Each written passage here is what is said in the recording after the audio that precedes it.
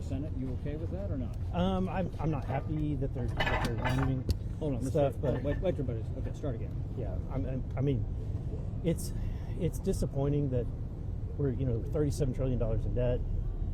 This to me was low-hanging fruit. We saw how Doge exposed a lot of this misuse of funds. It's disappointing that the Senate took it out. Yeah, but does that mean you can support it?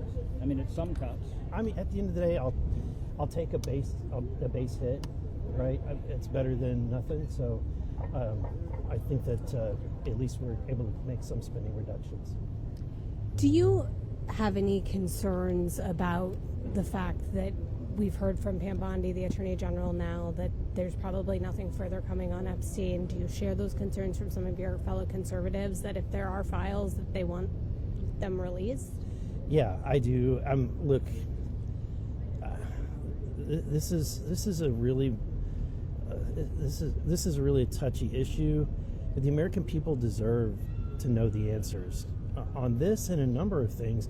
And I think that this is kind of highlighting the frustration that the American people have, where they feel like their government they can't trust their government, right? And so, to me, because this is such a horrible issue, and the fact that you have all these victims, hundreds of victims, they deserve to have their voice heard, and justice needs to be done. So I think that at the end of the day, this is a question of, does this government belong to the people, or do the people belong to this government? The president. And so I have co-sponsored Massey's, and with great reservation, because I'm not doing this because I'm trying to be difficult. I just morally cannot stand by and let this not be transparent.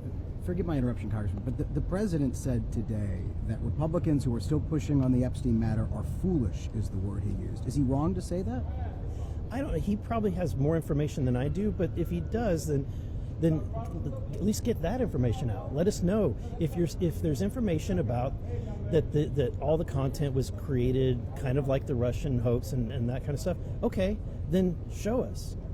Release that content. Then the American people can get mad, at the people that were creating the false narratives, right? But at the end of the day, I work for the district. I work for my constituents and the American people, and I think we owe it to the American people to stand up and let them, make clear that they own this government, not the other way around. So do you think the president is handling this the right way?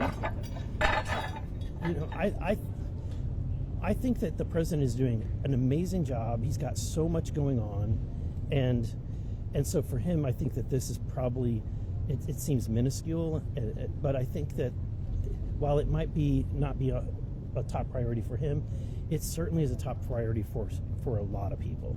Thank you. Can I ask you just quickly, do you hear from constituents on this? Like, do people care that people are calling?